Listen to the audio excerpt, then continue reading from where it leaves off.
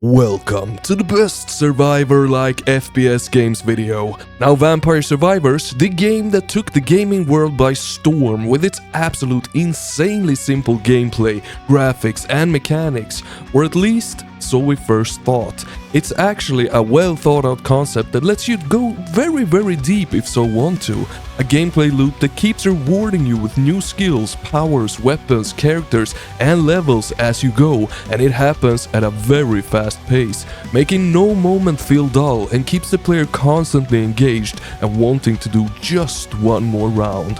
And the guy who's talking, his name is Slim Bratsky. I just love to hunt down the best and most brutal indie games out there and show them to you. And on today's plate, we got the best Vampire Survivors-like first-person shooters. So let's go. So starting this video off is the craziest out of the three games I'm about to show you today. A game where at first you feel like you got all the space you need to survive and then some. But as you go, that claustrophobic feeling gets more and more intense due to the insane amount of enemies on screen at once.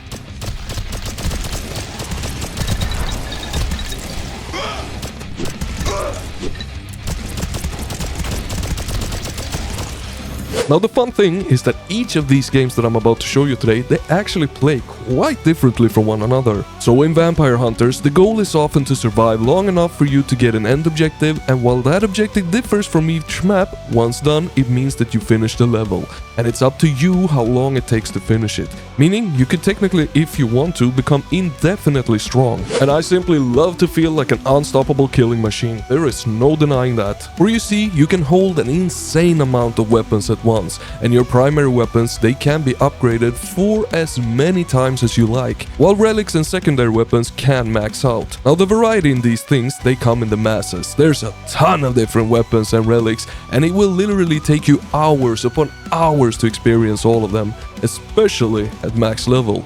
And the same thing goes for the levels. There is more than plenty, all being very different from one another. The levels, they're actually built with a lot of verticality to them. And the game really wants you to utilize this to find that perfect spot where you can stand and hold for a little bit. And while most levels have that, not all of them do, meaning that every level plays quite differently from one another. And believe it or not, but the same thing goes with the unlockable characters, all boasting different stats and almost forces you to play somewhat different with each and every one of them. One might offer a dodge, while the other has regenerative health, and so on and so forth. And while the visuals, well, they are quite a standout feature of this game, it boasts that almost PlayStation 2 low poly look to it.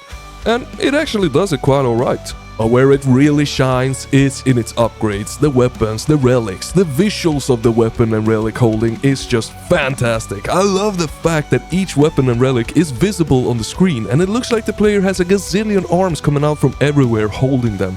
Sure, it almost gets to the point where it does get a bit ridiculous, but I love the out-of-the-box thinking and how they manage to pull it off without feeling like it's obstructing your view.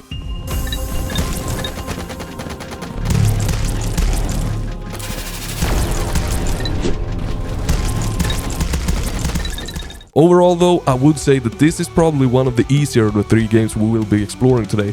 Once you learn the layout of the maps and what weapons kicks more ass than the other, the challenge fairly quickly wears off. Even though there's multiple bosses in each round, they as well become a little to no hassle. That said though, I haven't completed or finished everything that this game has to offer yet. For all I know, in a few maps it might even become harder than life itself, so don't take my word on it being the easiest, okay? Take it with a grain of salt. And also the fact that how long it takes for you to figure out a working tactic might differ for how long it took for me to figure out a working tactic. But I do highly recommend Vampire Hunters for hours and hours and hours of fun Vampire Survivors like FPSing.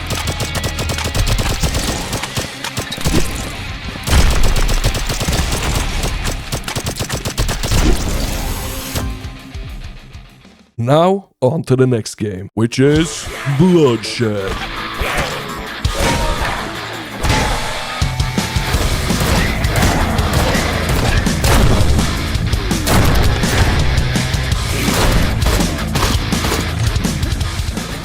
Now this is the newest entry into the world of FPS survivors, in fact so new that it dropped in December of 2024 into early access. And while that means it's not fully out and there is still a lot more things to come, there is still hours and hours of fun to be had here. And the wait for more content isn't too far off. The roadmap points to May 2025 for its 1.0 release, with February having more content coming. But that said, let's focus on what is out now. So Bloodshed is more focused on trying to have a campaign than the prior game. While the objectives is to simply survive in each map for a set amount of minutes, it still feels kinda good having a campaign that progresses.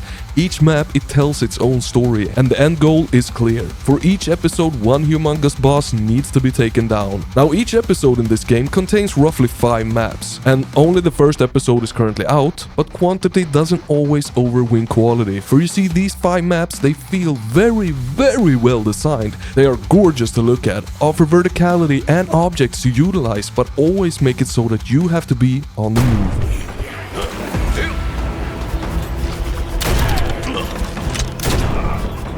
Vampire Hunters, as an example, you can quite often find a spot and hold that for some time before being flanked or anything like that. But in Bloodshed, you cannot. They will eventually start coming from behind or from the sides, forcing you to haul ass to not die. And to encourage you to move even more are the pillars. Destructible pillars that spawn randomly on the map containing different loot, like gold that you use to buy permanent upgrades, or a vacuum that will suck in all the XP orbs. In other words, you want to hunt for these pillars.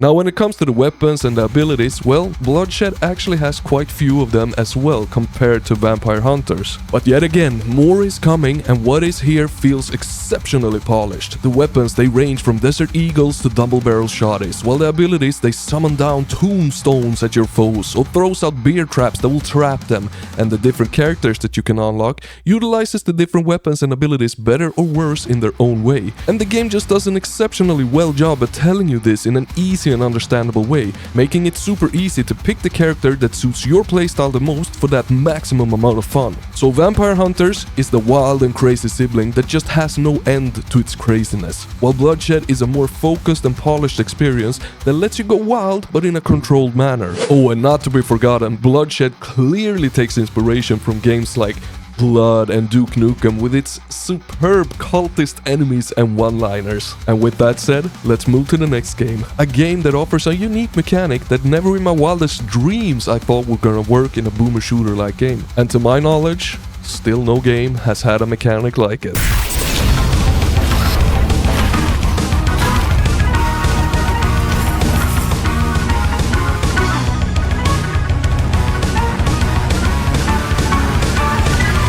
Impaler, the so-called bite-sized boomer shooter that is a roguelite, or is it a Souls-like? I mean Survivors-like. Well, fuck it. In this video, it's a Survivors-like.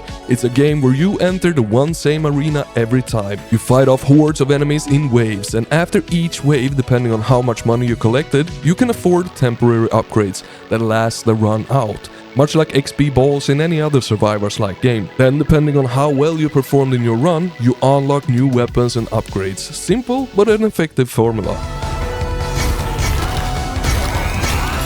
Now there is actually a slight problem with the game. The upgrades, they're not as wild as the prior 2 games. There is no tombstones flying from the sky or 8 arms holding your weapons, but they're more just increased health, better accuracy on your weapons, etc. And then the fact that you enter the same arena every time with the same monsters and same end boss.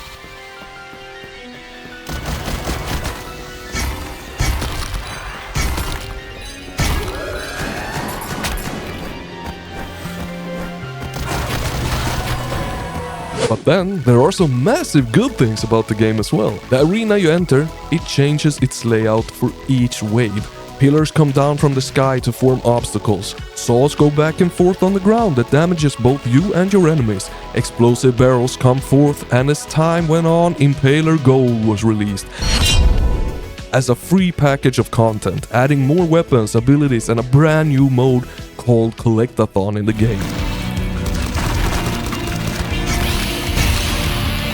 And in Collectathon, you go around an ever-changing maze of blocks to collect time by killing and picking up hourglasses. The fun thing here is that the level layout changes much more drastically each round, adding jump pads, falling blocks, and a ton more. But also, for each wave that you complete, you get to choose whether or not you want to switch out the weapon at hand. It's quite the unique mode that I can't figure out if I ever saw before or not. Nonetheless, Impaler Gold makes this bite-sized Survivors-like feel more as a complete game than it did before. But where this game truly excels is with the Impaler, the unique mechanic, the weapon of weapons, pulling spikes off the ground, letting you impale just about any enemy in the game, but also use it on yourself for a jump boost and really utilize that great feeling movement the game has.